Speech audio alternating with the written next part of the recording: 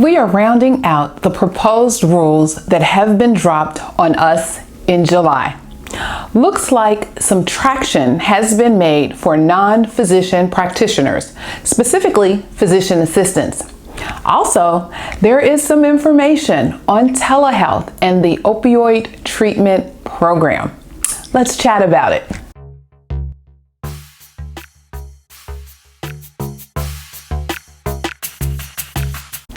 Hey there, and welcome. If you are new here, you don't know me yet. I'm Clarice Warner, the girl with the pearls, the founder and education director of the Professional Reimbursement Network, LLC, where coding education is key.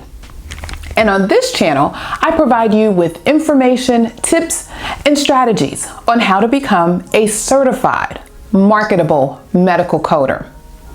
As a result of my straightforward strategies, tips, and optimistic approach to education and learning, I've transformed hundreds of students to become certified medical coders who have developed dynamic careers in the business of healthcare and are valuable resources in their own right.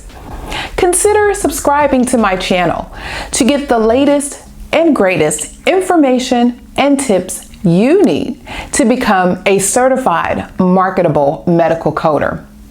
And don't forget to hit the bell for notifications of my weekly videos. On July 13th, the Centers for Medicare and Medicaid Services, or CMS, issued a proposed rule that announces and solicits public comments on proposed policy changes for Medicare payments under the Physician Fee Schedule, PFS, and other Medicare Part B issues on or after January 1st, 2022. According to CMS, this proposed rule is part of an administration-wide strategy that would initiate a healthcare system that would improve accessibility, quality, affordability, empowerment, and innovation. A little on the background of the Physician Fee Schedule. The PFS has been around for decades, 1992 to be exact, and provides Medicare payment information for physicians and other billing professionals. Today, let's talk about two of the proposed areas. Both seem like wins to me. First, the Opioid Treatment Program. And for this program payment policy, CMS is proposing to allow OTPs to furnish counseling and therapy services via audio-only interaction, such as telephone calls, after the conclusion of the COVID-19 public health emergency in cases where audio-video communication is not available to the beneficiary, including circumstances in which the beneficiary is not capable of or does not consent to the use of the devices that permit a two-way audio-video interaction provided all other applicable requirements are met.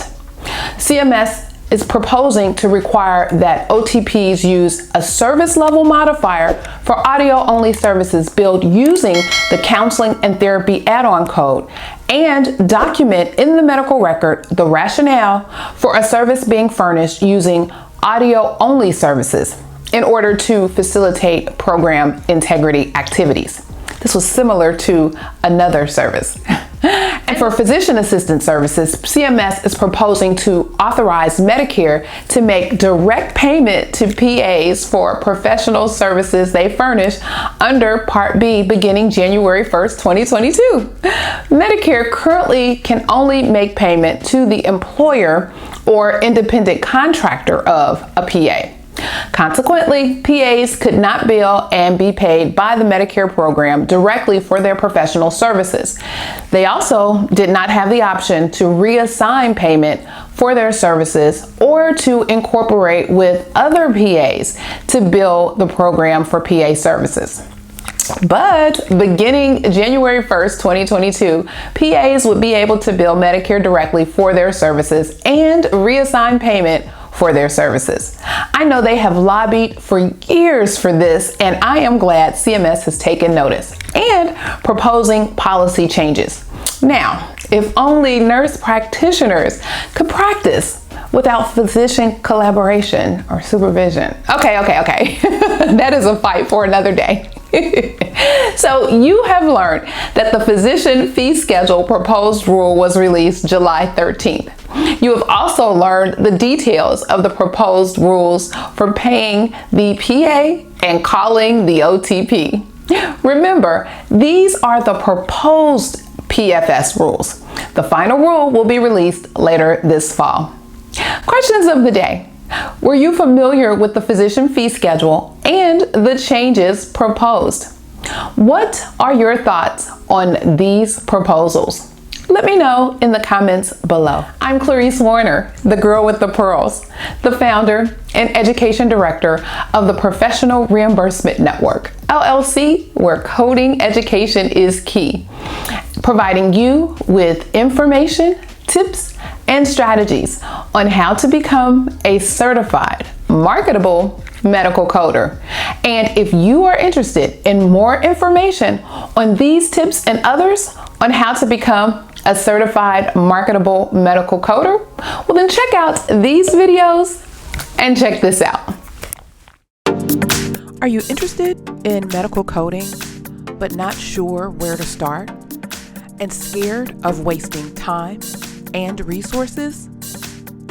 Let me help you with the right steps to become a certified marketable medical coder. Learn more at bit.ly/5stepscoder. If you liked the video, don't forget to let me know by hitting the thumbs up, hitting the subscribe button, and the notification bell so you are informed every week when I upload new content. I love hearing from you, so let me know you were here by asking a question, providing a comment, or just stopping by to say hi. You can also give me a little love by sharing this video on your social media platforms. Tag me in your video share by using @PRNcodingEDU. Let's stay connected and connect others. If you want to learn more about the wonderful world of health information, medical coding, and/or compliance, watch one of these videos. Remember, be safe, be kind, and don't wish for it, work for it.